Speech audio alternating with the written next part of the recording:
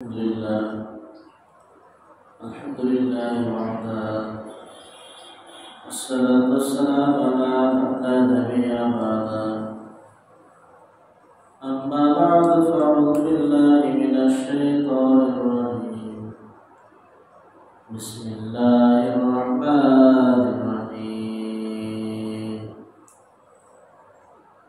إلا من تاب وآمن وعمل عملا صالحا فأولئك يبدل الله سيئاتهم حسنات اللهم صل على سيدنا ونبينا وشفيعنا وحبيبنا ومولانا محمد صلى الله عليه وعلى آله وأصحابه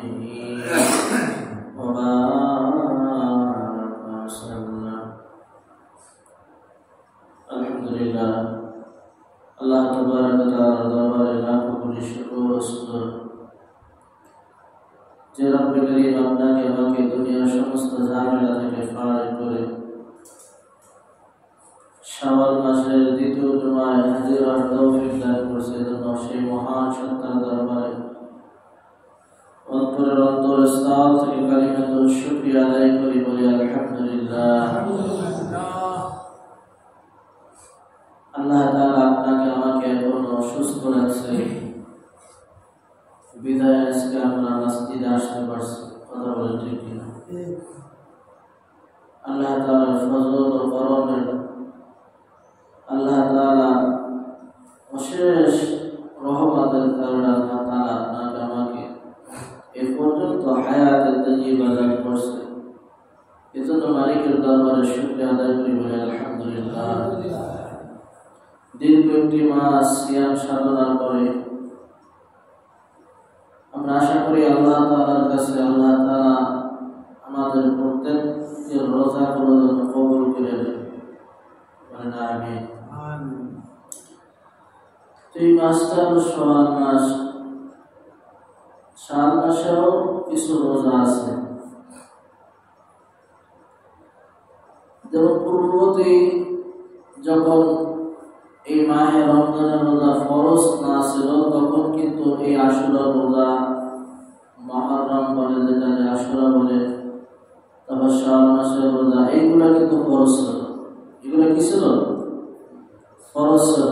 পক্ষান্তরে যখন এই মাহে রমজান আসলো তখন এই রমজানের রোজাগুলো ফরজ হয়ে গেছে। কি হয়েছে? রমজানের রোজা ফরজ হয়ে গেছে, এইগুলা নফল হয়ে গেছে। তবে নফলের কিন্তু আল্লাহ তাআলার কাছে অনেক বড় দাম। যেমন কবিরা গুনার ভিতর দুইটা গুনাহ আছে, একটা হলো কবিরা, একটা সগীরা। বলা হয় হাদিসের ভিতর আসছে তুমি কবিরা গুনাহ না সগীরা গুনাহ থেকে বেঁচে থাকো। কি গুনাহ? সগীরা গুনাহ। সগীরা হলো ছোট সাপ, ছোট সাপ, আর কবিরা হলো বড় সাপ। তবে সাপ দুটোই কিন্তু সাপ। তো ছোট সাপ থেকে বাঁচার জন্য কেন বললো? যে শীতের মৌসুমে ও বিভিন্ন জায়গায় চিবাসা পায় থাকে, থাকে কে থাকে না, ও জুতার ভিতর থাকতে পারে, শার্টের ভিতর থাকতে পারে, জামার ভিতর থাকতে পারে। তো সাপ তো দুটোই সাপ। তো এই কবিরা গুনাহ, এই ছোট সাপের যদি কামড় দেয় তাও মানুষ মারা যায়, আর বড় সাপের যদি কামড় দেয় তাও মারা যায়। শুধু পার্থক্যটা এতটুকু, বড় সাপ যখন আঘাত করে তখন ফস করে একটা আওয়াজ করে, তোলে কি তোলে না? তো এই যে একটা আওয়াজ করে, এর দ্বারা বোঝা যায় এটা বড় সাপ। এটা বোঝানো হয়েছে এটা কবিরা গুনাহ। এটা কি গুনাহ? কবিরা গুনাহ। আর ছোট সাপ কিন্তু হস হস কিছু করে না, করে আস্তে আঘাত করে। কি করে? আস্তে আঘাত করে। এই জন্য বলতে যে মুফাসসিরিনরা বড় কবিরা গুনাহ থেকে বাঁচার আগে তুমি সগীরা গুনাহ থেকে বাঁচো। কারণ কি? কবিরা গুনাহ যখন হয়ে যাবে, যেমন কবিরা গুনাহ সুদ খাওয়া, ঘুষ খাওয়া, হারাম খাওয়া, অন্যের জমি জোরপূর্বক ভাবে দলিল করে এরকম ভাবে খাওয়া বিভিন্ন ভাবে কবিরা বলা হইতে পারে। এর সংখ্যা অনেক আছে, 100 উপরে কবিরা বলার সংখ্যা আছে। তো এইগুলা তো অটোমেটিক এমনি তওবা করতে হবে, তওবা ছাড়া এগুলো কি মাফ হয় না? মাফ হয় না। কিন্তু সগীরা গুনাহ কিছু নেক আমল করলে, ভালো ভালো কাজ করলে আল্লাহ তাআলা তাওবা ছাড়াই এগুলো মাফ করে দেবেন না। সুবহানাল্লাহ। এইগুলো সুন্নাতেরও দাম আছে, ফরজের পরে সুন্নাত, এরপরে ওয়াজিব, এরপরে মুস্তাহাব, এরকম ধারাবাহিকভাবে আছে। তো পূর্ববর্তী যখন এই মাহে রমজানের রোজা ফরজ না করা পর্যন্ত এই শাওয়াল মাসের 6টা রোজা, আশুরার 1টা, 3টা, 2টা রোজা, এই বিভিন্ন রোজা এগুলো কিন্তু ফরজ ছিল। তো এই রোজাগুলা প্রত্যেকেরই আদায় করা দরকার। বিশেষ করে মা বোন যারা আছে তারা কিন্তু এই রোজাগুলো আদায় করে। কথা বলে ঠিক? এই জন্য যাদের সম্ভব তারা এই চাঁদের মধ্যে 6টা রোজা, কয়টা রোজা? 6 রোজা যখন রাখবে, আল্লাহ রাসূল বলতেছে যে এই ব্যক্তি সারা জীবন যেন রোজা রাখতে পারে। সুবহানাল্লাহ। আল হিম্মাতু হুয়াল ইসমে আযম। ইসমে আযম অন্য কিছু না, ইসমে আযম হলো মেরে দোস্তর বুজুর্গ, হিম্মত হলো ইসমে আযম। হিম্মত করলে আল্লাহ তাআলা সম্ভব। রমজান মাসে রোজা রাখছে আর 6টা রোজা রাখতে পারবে না? কথা বলে। এই জন্য যে ব্যক্তি পারে, যারা রাখতেছে, যারা রাখবে, আল্লাহ তাআলা তৌফিক দান করবেন। আমি পবিত্র কালামুল্লাহ শরীফ থেকে বরকতের নিয়তে ছোট একটা আয়াত তেলাওয়াত করছি। আল্লাহ তাআলা বলেন, ইল্লা মান তাবা ওয়া আমানা ওয়া আমিলা আমালান সালিহান ফাউলাইকা ইউবাদদিলুল্লাহু সাইয়্যাতিহিম হাসানাত। এই আয়াতটি হলো তাওবা সম্পর্কে আয়াত। আল্লাহ তাআলা বলতেছে যে ব্যক্তি নাকি খাঁটি দিলে তাওবা করবে, তাওবা করার সাথে সাথে পিছনে যতগুলো গুনাহ করছে এই গুনাহগুলো আল্লাহ তাআলা নেকি বানাই দেবে। বলেন না সুবহানাল্লাহ। কত সুন্দর একটা অফার না? অফার কি না? অফার। তো এই আয়াত যখন নাযিল হয়েছে, সিদ্দিক আকবর হযরত আবু বকর সিদ্দিক রাদিয়াল্লাহু তাআলা তেনারা নেকিকে কত ভালোবাসতেন, কত প্রাধান্য দিতেন। পক্ষান্তরে আমরা কিন্তু নেকির উপর অত আগ্রহ নাই। কথা বলে ঠিক? আকর্ষণ কম। কারণ কি? এই নেকিগুলোর ফায়দা মরার পরে বুঝে আসবে। কিসের পরে? মরার পরে। আর সাহাবীরা নেকির পাগল ছিল। এরা বস্তু দুনিয়াতেই আমার নেকি অর্জন করতে হবে, আমি মারা গেলে নেকের সমস্ত দরজাগুলো বন্ধ হয়ে যাবে। কথা বলে ঠিক? এই জন্য তাদের কাছে নেকের বড় দাম ছিল। সারাদিন দুনিয়ার কোনো কাজ করুন, কাজ না করুন, আখিরাতের কাজ তারা ছাড়ত না। ছাড়ত কি? আখিরাতের কাজ তারা ছাড়ে দেয়। আর আমরা কি আগে দুনিয়া করি, যদি পারি মাঝে মাঝে আখিরাতের কাজ করলে করলাম, না করলে না করলাম। কথা ঠিক? এই হলো পার্থক্য। এই হলো কি পার্থক্য? এই জামানায় এখন যদি সাহাবী একরাম যারা নবীকে দেখছে, নবীর জামানায় তারা যখন এখন আসতো দুনিয়াতে, তো আমাদের হালাত আর অবস্থা দেখে তারা বলতো যে কাফের হয়ে গেছে। কি হয়ে গেছে? কথাটা কি হয়ে গেছে? কাফের হয়ে গেছে। আর আমরা তাদের হালাত আর অবস্থা দেখলে বলতাম এরা মনে হয় পাগল হয়ে গেছে। কি হয়ে গেছে? পাগল হয়ে গেছে। পার্থক্য কি? তারা আল্লাহ এবং রাসূলকে নিয়ে, দিন নিয়ে এত ব্যস্ত আর পেরেশানি ছিলেন। দিনের কোনো কাজ না করতে পারলে সে পেরেশানি হয়, দশা হয়ে যাইত। তো সিদ্দিক আকবর আবু বকর সিদ্দিক রাদিয়াল্লাহু তাআলা কত বড় মানুষ! আল্লাহু আকবার। জান্নাতের ভিতর 8টা দরজা আছে। কয়টা দরজা? এই প্রত্যেকটা দরজা থেকে আওয়াজ আসবে, আবু বকর তুমি আমার ভিতরে আসো। বলেন না সুবহানাল্লাহ। তো কিরকম মানুষ, কিরকম মানুষ যে ব্যক্তি দুনিয়ায় থেকে আমার মালিককে রাজি করছে, বলেন না সুবহানাল্লাহ। এই আবু বকর সিদ্দিক রাদিয়াল্লাহু তাআলা আনহু ওনার ইতিহাস বয়ান করেন। উনি বলে যে আবু বকর আবু কুহাফার ছেলে, তুই আবু বকর না হইয়া যদি একটা গাছ হইতি, মানুষ এই গাছের দ্বারা উপকৃত হইত। তুই যদি একটা কাঠ হইতি, যে কাঠ মানুষ পাড়াইয়া চুকি বা কাঠ পালন যা বানাইতো, এটা মানুষের উপকৃত হইত। কিন্তু তুই হইছ আবু বকর, কিয়ামতের ময়দানে তোর কিয়ামতের ময়দানে আল্লাহ তাআলার কাছে হিসাব দিতে হবে। আবু বকর এরকম ভাবে মাঝে মাঝে তিনি এইরকম ভাবে কান্নাকাটি করতেন, বাচ্চা নয়। হাসরের ময়দান যখন কায়েম হয়ে যাবে, হাসরের ময়দানের অবস্থা খুবই ভয়াবহ অবস্থা। আল্লাহ তাআলা বলে ফাসি আল ফাসা, 50,000 বছর শুধু আসমানের দিকে তাকাই থাকবে, আর সমস্ত মানুষ বনি আদম সব উলঙ্গ অবস্থায় থাকবে। আম্মাদান আয়েশা রাদিয়াল্লাহু তাআলা আনহা প্রশ্ন করলেন, ইয়া রাসূলুল্লাহ, ইয়া হাবিবাল্লাহ, ওই ময়দানে তো আপনিও থাকবেন, আমিও থাকবো, আপনার মেয়ে ফাতেমা রাদিয়াল্লাহু তাআলা আনহা সেও উপস্থিত থাকবে, তো আপনার আহলে বায়াত যারা থাকবে আর সমস্ত মানুষ উলঙ্গ ওই অবস্থায় থাকবে, আমাদের কি একটু লজ্জা লাগবে? বলেন তো, লজ্জা লাগবে কি লাগবে না? আল্লাহ রাসূল বলতেছেন, আয়েশা, তুমি তো শুধু লজ্জার কথাই ভাবছো, এটা কোনো লজ্জার কোনো বিষয় না। কিয়ামতের ভয়াবহ অবস্থা দেখে মানুষ সব হতাশা হয়ে যাইবে। 50,000 বছর শুধু আসমানের দিকে তাকাই থাকবে, জমিনে তাকানোর কোনো সুযোগ থাকবে না। জমিনটা হয়ে যাবে তারা, আর আসমানের ওই সূর্যটা দেখতেছে আজকে লক্ষ লক্ষ মাইল দূরে। ওই সূর্যটা সুরমাদানি অথবা আল্লাহু আকবার 1 বিঘা আধা হাত 1 আঙ্গুলের কাছাকাছি এসে যাবে। ওই সূর্যটা এখন উপস্থিত আছে, উল্টা পিঠে তাপ দিতেছে ওই দিন, আর উল্টা পিঠে তাপ দেবে না ওই দিন, সরাসরি ভাবে পূর্ণ মুখ দিয়া বনি আদমকে তাপ দেবে। ওই সূর্যের মুখে 70,000 রহমতের ফেরেশতা দৈনিক পানি ঢালতেছে।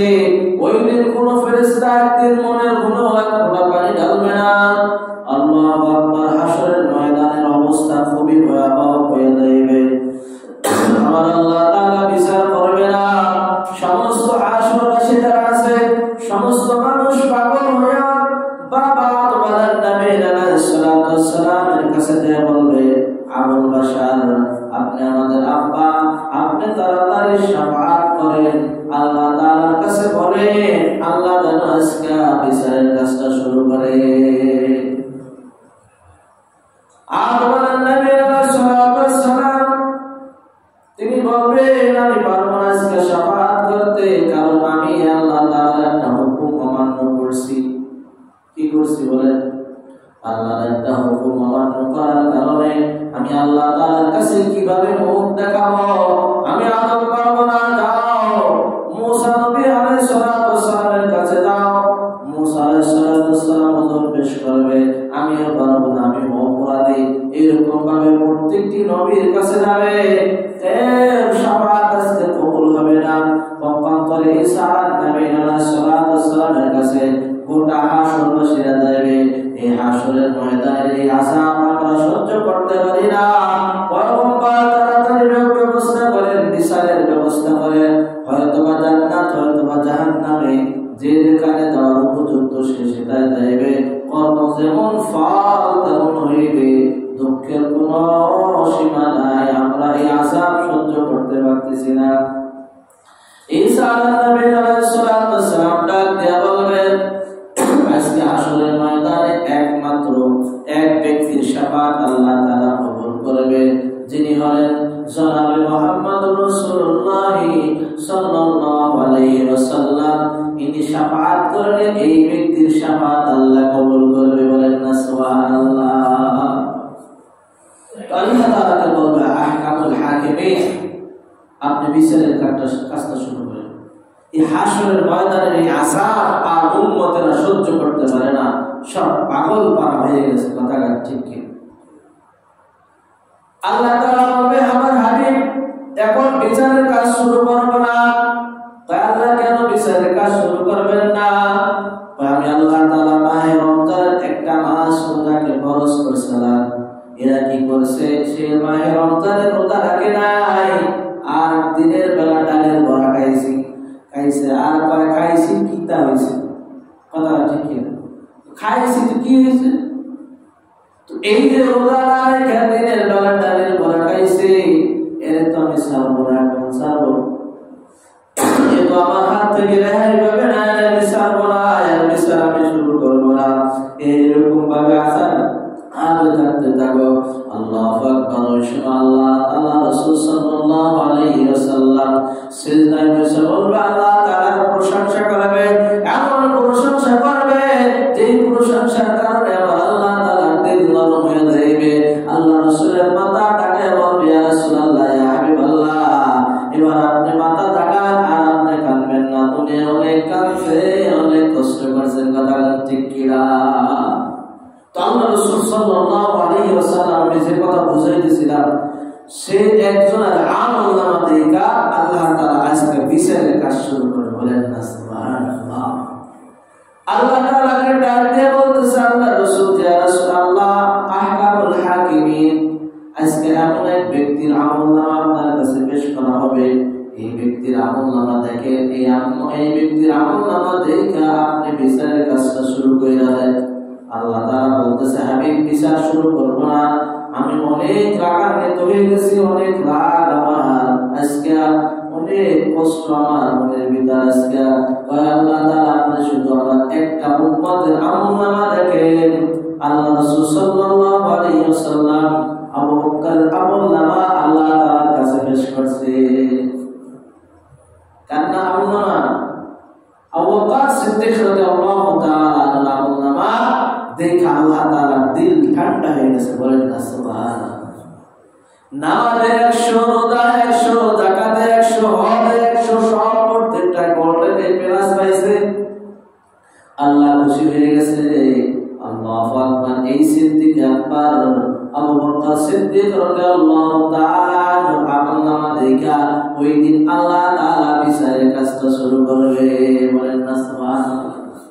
তো এই কত বড় আবু বকর ছিলেন। কথা বলেন ঠিক কিনা?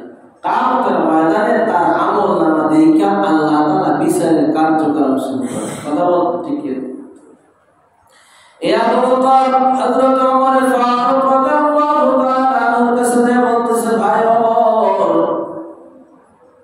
তুমি তো অনেক নেকি ধনী হয়ে গেছো, অনেক নেকি আল্লাহ তাআলা তোমাকে দান করেছে। ভাই ওমর, তোমার যে নেকি আছে, তোমার নেকিগুলো আমাকে দেবা, আর আমার নেকিগুলো আমি আবু বকর তোমাকে সমর্থ করব। বলো ওমর, তুমি নেকি আদান প্রদান করবা কি করবা না? ওমর বলতেছে, ভাই আপনি কি কইতেছেন? আপনি বুঝতেছেন? আপনি এই সব কথা আমার সামনে আর বললেন না। আর আমরা যদি দুনিয়ায়, আমরা তো মানুষের ভালো দেখতে পারি না। কথা বলেন ঠিক কি?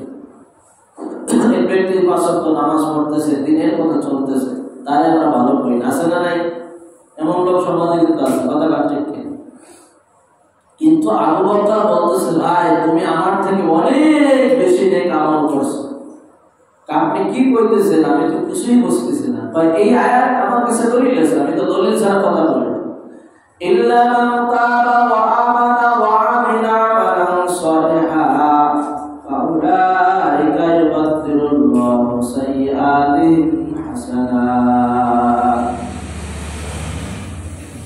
ভাই ওমর, তুমিও কাফের ছিলা, আমিও কাফের ছিলাম, দুজনেই তো কাফের। কথা ঠিক কিনা?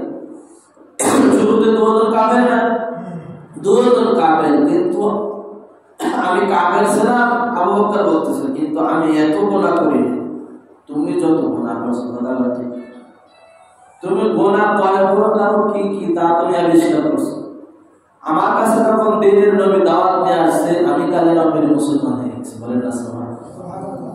কিন্তু তোমার কাছে যখন দাওয়াত দিছে, তুমি আহানা বাহানা করছো, কালিমা তো বড় নাই, এমনকি মোহাম্মদের কল্যাণ থেকে কথা ঠিক কি আনতে গেছিল কিনা, খোলা তরবারে নিয়া 100 উটের কারণে উট পুরস্কার পাবে, এই উসিলা কইরা মোহাম্মদের কল্যাণ থেকে। তুমি তো অনেক গুনাহ করছো। তো এই আয়াতের পরিপ্রেক্ষিতে আল্লাহ তাআলা বলতেছেন যত গুনাহ তুমি করছো সব গুনাহগুলো নেকি হয়ে গেছে। বলেন না সুবহানাল্লাহ। আমার অ্যাকাউন্টে যদি 1000 গুনাহ থাকে, আর আমি কথা একটা এক্সাম্পল দিচ্ছি, আর আমি যখন এখন তওবা করি, তো এই তওবা করার কারণে আমার আল্লাহ তাআলা 1000 নেকি আমার আমলনামায় দিয়ে দেবে। বলেন না সুবহানাল্লাহ। তো এই হিসাবে তো তুমি অনেক নেকির মালিক হয়ে গেছো, অনেক ধনী হয়ে গেছো। তো বলো তুমি পাল্টাবা কি পাল্টাবা না? তো হুজুর সাল্লাল্লাহু আলাইহি ওয়াসাল্লামের কাছে বলতেছি, ইয়া রাসূলুল্লাহ, ইয়া হাবিবাল্লাহ, আমি তো ওমরের নেকির সাথে আমার নেকি আদান প্রদান করতেছি। ওমর বলতেছে, ভাই তোমার তামাম দুনিয়ার সব নেকি দেওয়ার কোনো প্রয়োজন নাই, শুধু একটা রাতের নেকি আমাকে দাও। আমি ওমর বললাম সমস্ত নেকি আমি তোমাকে দিয়ে দেব। সুবহানাল্লাহ। রাতটা কোথায়? সবে কত? সবে বারাত।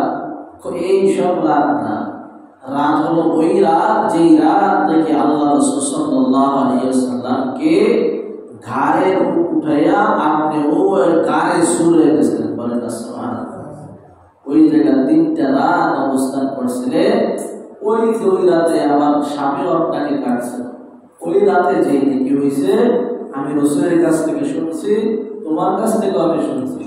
ওই রাতে নেকি দিতে আমাকে দাও, আমি ওমর বললাম জীবনের সমস্ত নেকি আমি তোমাকে দিয়ে দেব। বলেন সুবহানাল্লাহ। আল্লাহ রাসূল সাল্লাল্লাহু আলাইহি ওয়াসাল্লামের কাছে যে আবু বকর বলতেছে, ইয়া রাসূলুল্লাহ, ইয়া হাবিবাল্লাহ, দারুল তাওবার আসছে। কই কি আবার আবু বকর? আমার तमाम জীবনের সমস্ত নেক আমল আবু বকরকে দিয়ে দেব, ওমরকে দিয়ে দেব। ওমরের तमाम জীবনের সমস্ত নেক আমল আমাকে দিয়ে দেবে। ওমর সেটা না নিয়ে ওমর শুধু দাবি করছে একটা রাতের নেকি আমাকে দেওয়ার জন্য। আল্লাহ রাসূল বলতেছে, আবু বকর বলো তো সেই রাতটা কোনটা? হুজুর সেই মুসিবতের রাত। কোন রাত?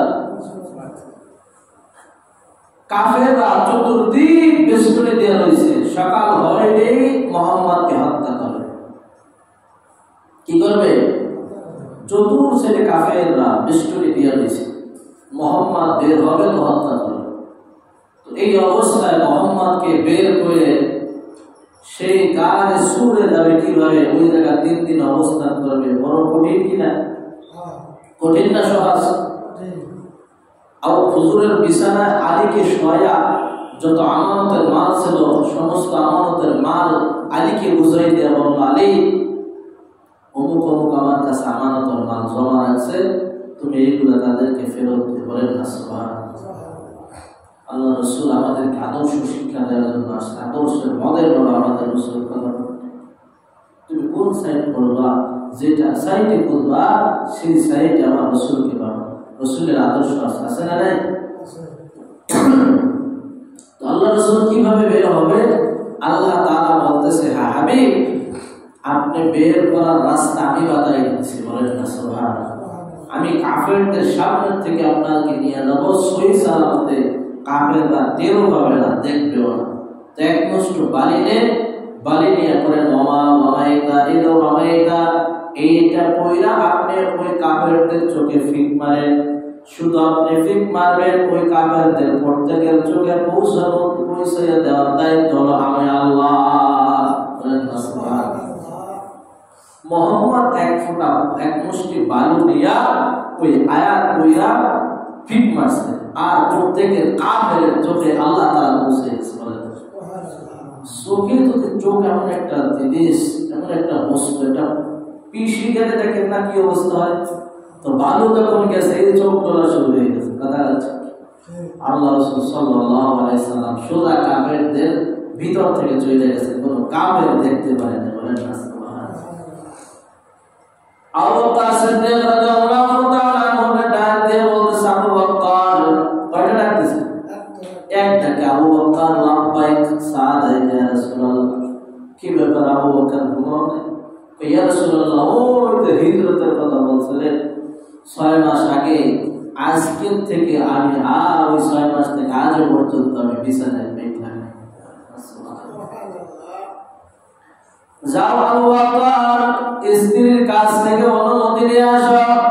ইয়া রাসূলুল্লাহ, অনুমতি নেওয়ার কোনো প্রয়োজন নাই, যখন আমি রাত হয়ে যায় তখন আমি প্রতিদিন অনুমতি নিয়ে আসি। হয়তো আজকে আমি রাসূলের সাথে চলে যাব, তোমাদের কাছ থেকে আমি অনুমতি নিয়ে যাইতেছি। ইয়া রাসূলুল্লাহ, অনুমতি নেওয়ার কোনো প্রয়োজন নাই। বলেন আল্লাহু আকবার, আল্লাহু আকবার। সিদ্দিক আকবর আবু বকর রাদিয়াল্লাহু তাআলা আনহু বিশ্বনবী জনাবে মুহাম্মদুর রাসূলুল্লাহ সাল্লাল্লাহু আলাইহি ওয়াসাল্লাম কত সেই হিজরতের কত কষ্টের পথ পাড়ি দিয়ে আল্লাহ রাসূল যাইতেছেন। আল্লাহু আকবার। আবু বকর একবার আল্লাহ রাসূলকে ঘাড়ে দেয়, আর একবার ডানে দেয়, আর একবার বামে দেয়।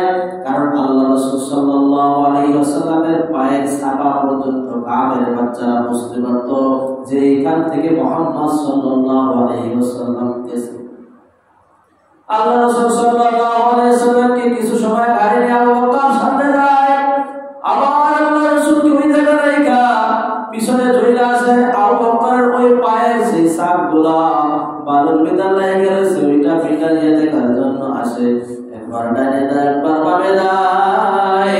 আল্লাহ রাসূল ডাক দিয়ে বলে, আবু বকর এরকম কেন করো? ইয়া রাসূলুল্লাহ, ইয়া হাবিবাল্লাহ, যখন আমি সামনে যাই তখন আমার মনে হয় পিছনের থেকে শত্রুরা এসে আপনাকে মনে হয় তীর নিক্ষেপ করলো কি। এই জন্য আবু বকর একবার পিছে যায়, একবার সামনে যায়। এই কষ্ট ক্লাস করতে করতে জাগার সূরা পর্যন্ত চলে গেছে। আল্লাহ রাসূল সাল্লাল্লাহু আলাইহি সাল্লামকে রাইখা বলতেছে, ইয়া রাসূলুল্লাহ, ইয়া হাবিবাল্লাহ, আপনি এখানে বসেন, আমি দেখি গর্তের কি অবস্থা। গর্তের ভিতরে যায় দেখেন আল্লাহু আকবার, সিদ্দিক আকবর আবু বকর রাদিয়াল্লাহু তাআলা দেখতেছে গর্তের চতুর্দিকে শুধু ছিদ্র আর ছিদ্র। আবু বকর সিদ্দিক রাদিয়াল্লাহু তাআলা জামা কাপড় যা ছিল সব কিছু ছিঁড়ে ছিঁড়া ছিদ্রগুলো বুঝাইছে। ওইখানে ছিদ্র ছিল 100 ছিদ্র। কত ছিদ্র বলেন? সমস্ত ছিদ্রগুলো বোঝাইয়া অবশেষে একটা ছিদ্র ছিল। এই ছিদ্র বোঝানোর কোনো বস্তু নাই, কোনো কিছুই নাই। আবু বকরের পরনে শুধু একটা কাপড় ছাড়া কিছুই বাকি নাই। আল্লাহ রাসূল সাল্লাল্লাহু আলাইহি সাল্লামকে ওই হীরার গুহার ভিতর ডাকতেছে, ইয়া রাসূলুল্লাহ, গুহার ভিতর আপনি আসেন। আল্লাহ রাসূল তো ক্লান্ত অবস্থায়, এই অবস্থায় আবু বকরের উপর যখন মাথা রাখছে, অনাসে এমনি আল্লাহ রাসূলের ঘুম এসে গেছে। বলেন না সুবহানাল্লাহ। সিদ্দিক আকবর আবু বকর রাদিয়াল্লাহু তাআলা কি করছে? ওই সেই গর্তের মুখে পা লাগায়া, টেক লাগায়া এরকম ভাবে বসে রয়েছে। না জানি ওইখান থেকে কোন সাপ এসে আল্লাহ রাসূলকে আঘাত করে। কথা বলেন ঠিক কি? আল্লাহু আকবার, আল্লাহু আকবার কবীরা, আল্লাহু আকবার। আল্লাহর রহস্য বোঝা যায় না, কত বড় আল্লাহ তাআলার কুদরত থেকে মধ্যস্থ। তারাও ছিল আশিক রাসূল, আর আমরাও দাবি করে আশিক রাসূল। আজকে নামাজ নাই, রোজা নাই, হজ নাই, দাড়ি নাই, টুপি নাই, আমরা বড় আশিক রাসূল। কথা বলেন ঠিক কিনা? এই আশিক রাসূলের অভাব নাই, সাইনবোর্ড দিয়ে আমরা চলি, কিন্তু এই সাইনবোর্ডে কসম খোদার কোনো কাজ হবে না। কাজ হবে কি? কাজ হবে না। এক গুহার ভিতর একটা সাপ 3 দিন পর্যন্ত অবস্থান করতেছে, এরকম ভাবে উপরকে ধাক্কাইতেছে পা। আল্লাহু আকবার। ওই পথ দিয়ে যখন যাইতেছে, ঈসা পয়গম্বর বলতেছে, এই গুহার ভিতর মুহাম্মদুর রাসূলুল্লাহ সাল্লাল্লাহু আলাইহি ওয়াসাল্লাম সফর করে আসবে এবং 3 দিন অবস্থান করবে এই গুহায়। এই ব্যক্তিকে যে দেখবে তার জীবনের গুনাহগুলো আল্লাহ তাআলা মাফ করে দেবে। বলেন সুবহানাল্লাহ। একটা গুই সাপ, ইনি হলো ঈসা পয়গম্বরের উম্মত। ঈসা নবীর কাছে দোয়া করছে, নবী, আমার তো মন চায় ওই নবীকে আমি একটু দেখতে। তো আল্লাহ তাআলার কাছে একটু বলে, আল্লাহ যেন আমার হায়াতকে লম্বা করে দেয়। বলেন না সুবহানাল্লাহ। তো ঈসা নবী দোয়া করছে, তো এই সাপের হায়াত আল্লাহ তাআলা বাড়াই দিয়েছে। এমনিতে সাপ অনেক দিন বাঁচে, অনেক বছর বেঁচে থাকে। তো এই সাপটা চিন্তা করলো, ইলেকশন থেকে ঘোরাফেরা না কইরা আমার গন্তব্য যাই আমি বসে থাকি, অবস্থান করি, অবশ্যই মুহাম্মদ এখান থেকে আসবে, এই গুহায় অবস্থান করবে। কথা কাটছে। আল্লাহু আকবার। 600 বছর পর্যন্ত এই সাপটা এখানে অবস্থান করতেছে, আর প্রত্যেকটি ছিদ্র দেয়া করতেছে। দেখে প্রত্যেকটি গর্ত বন্ধ হয়ে গেছে। 2 দিন পর্যন্ত এইরকম ভাবে ঘোরাঘুরি করছে। শেষ দিন এবার তো আজকে আবু বকর আর রাসূল চলে যাবে। আজকে যদি আমি সফল না হইতে পারি 600 বছর পর্যন্ত আমার এই রোজা বিফলে যাবে। কথা ঠিক কিনা? এবার আবু বকরকে কয়েকবার ধাক্কা দিয়েছে, পাও সরায় না। এবার পায়ের ভিতর কি করছে? ওই বিষাক্ত সাপ আঘাত করছে। অনায়াসে আবু বকর সিদ্দিক রাদিয়াল্লাহু তাআলা নর চোখে পড়া পানি আল্লাহ রাসূলের চেহারা মোবারকে পড়ছে। কারণ আল্লাহ রাসূল শুয়ে রয়েছে, আবু বকরের অনুভব করতে ঠিক কিনা? চোখের পানি হলো গরম, অদস্ত পানি যখন পড়ছে আল্লাহ রাসূল উঠে গেছে, ঘুম ভেঙে গেছে। কি ব্যাপার আবু বকর, তুমি কাঁদছো কেন? শত্রুরা কি আক্রমণ করছে? কয় না ইয়া রাসূলুল্লাহ। আল্লাহু আকবার। আল্লাহ রাসূল বলতে আবু বকর একটা গাছ কাটলে যেরকম ভাবে পড়ে যায় ওইভাবে পড়ে গেছে। দেখে একটা সাপ ওই গুহা থেকে বের হয়েছে। আল্লাহ রাসূল বলছে, বুঝতে পারছে যে এই সাপ আবু বকরকে কাটছে। কথা ঠিক কিনা? এবার সাপ আল্লাহ রাসূলের থুতু মোবারক লালা মোবারক আবু বকরের পায়ে লাগানোর সাথে সাথে আবু বকর আবার সুস্থ হয়ে গেছে। বলেন সুবহানাল্লাহ। সাপে এবার কাঁদাই দিয়েছে আল্লাহ রাসূল, সাপ এত বড় ক্ষতি কেন করলে? তুই জানো যেখানে জনাব মুহাম্মদুর রাসূলুল্লাহ সাল্লাল্লাহু আলাইহি ওয়াসাল্লাম আছে আর তার প্রিয় বন্ধু তাকে নিয়ে অবস্থান করতেছে, তা জানা সত্ত্বেও তুই কেন অপরাধ করলি? এর শাস্তি হবে, এর বিচার হবে কিয়ামতের ময়দানে। আল্লাহ তাআলার কাছে এর অবজেকশন হইল, আল্লাহ তাআলা তোর বিচার করবে। এরকম আল্লাহ রাসূল যখন বলতেছে সাপটা জোর দিয়ে আল্লাহ রাসূলকে বুঝাইতে চাইছে, ইয়া রাসূলুল্লাহ আমাকে মাফ করবেন, আমি হলো ঈসা নবীর উম্মত। ঈসা নবী একদিন বলতেছে এই জায়গা থেকে মুহাম্মদ যাবে আর এই গর্তের ভিতর আল্লাহ রাসূল 3 দিন অবস্থান করবে। এই নুরানি চেহারা যে ব্যক্তি দেখবে তার জীবনের গুনাহগুলো মাফ করে দেবে। ইয়া রাসূলুল্লাহ আজকে আমার রোজার বয়স হলো 600 বছর। 500 বছর 600 বছর কোনো দানা পানি কিছুই খাই না। ইয়া রাসূলুল্লাহ, ইয়া হাবিবাল্লাহ, আমি আপনার আশিক, আপনাকে দেখার জন্য এখানে এতদিন পর্যন্ত লম্বা সময় অপেক্ষা করছি। আপনি আমাকে মাফ করে দেবেন। আপনি মাফ করলে কিয়ামতের ময়দানে আমাদের কোনো বিচার হইবে না। কারণ আল্লাহ তাআলা বলেন, ইয়া লাইতানি কুনতু তুরাবা। কিয়ামতের ময়দানে অসংখ্য অবনতির বিনিময়ে আল্লাহ তাআলা মাফ করে দেবে। তখন বনি আদম বলবেন, ইয়া লাইতানি কুনতু তুরাবা। হায় আফসোস, হায় আফসোস, আজ যদি মানুষ না হইয়া অন্য কোন প্রাণী হইতাম, গরু ছাগল বা বকরি হইতাম, তাহলে আমরা আজকের মতে বেঁচে যাইতাম। কিন্তু আজকে তো আর বাঁচার কোনো সুযোগ নাই। কথা ঠিক কিনা? আল্লাহ রাসূল বলল, যাও তোমাকে আমি মাফ করে দিলাম, আল্লাহর কাছে কোনো তোমার বিচার নাই। বলেন না সুবহানাল্লাহ। আল্লাহ রাসূল বলতেছে, আবু বকর শুধু ওমর না, শুধু আলী না, শুধু তালহা না, জুবাইর না, সাইদ না, ফাতেমা না, আমার আয়েশা না, ওই জামানার কথা আল্লাহ রাসূল বলতেছেন যত সাহাবী আছে কিয়ামত পর্যন্ত, যত নবী আসবে কিয়ামত পর্যন্ত, যত আলে উম্মত আসবে, এদের সমস্ত নেকের আমল এক পাল্লায় রাখা হবে আবু বকর। আর ওই রাতের নেক অন্য পাল্লায় রাখা হবে আবু বকর। তোমার নেকের পাল্লাই ভারী হয়ে যাইবে। যেহেতু আমার শ্বশুর, তুমি আমার শ্বশুর, এই জন্য কারে ঠকাবো আর কারে জিতাবো আমি পারবো না আবু বকর। তবে আমি তোমাকে বইরা দিলাম, আল্লাহ তাআলা ওই রাতে এই পরিমাণ নেকি তোমাকে আল্লাহ তাআলা দান করছে। বলো না সুবহানাল্লাহ। এবার ওমরের কাছে যে বলতেছে, ভাই ওমর, তোমারটা নিয়ে তুমি সন্তুষ্ট থাকো, আমারটা নিয়ে আমি সন্তুষ্ট থাকবো। বলেন না সুবহানাল্লাহ। তারা কিসের পাগল ছিল? নেকির পাগল ছিল। কিসের পাগল? নেকির পাগল। এই জন্য মেরে দোস্ত বুঝলো, আমরা যদি তাওবা করতে পারি, জীবনের গুনাহগুলো মাফ কইরা আল্লাহ তাআলা নেকি দিয়ে ভরপুর করে দেবে। কথা বলেন ঠিক কিনা? হাদিসে পাকের ভিতরে আসছে, যেই ব্যক্তি সেহরিতে রাত বলা হয় ফজর, মাগরিব এবং ইশা, এই তিন নামাজকে সেহরিতে রাত বলা হয়। এই তিন নামাজের পরে ফজর, মাগরিব এবং ইশা ডাইনে বামে সালাম ফেরানোর পরে আস্তাগফিরুল্লাহ আল্লাযী লা ইলাহা ইল্লা হু ওয়াল হাইয়ুল কাইয়্যুম ওয়া আতুবু ইলাইহি লা হাওলা ওয়ালা কুওয়াতা ইল্লা বিল্লাহ। হাদিসের ভিতরে আছে তিনবার এই তাওবাটা করবে, সমুদ্রের ফেনা পরিমাণ যদি গুনাহ হয় বনি আদমের গুনাহ মাফ করবে।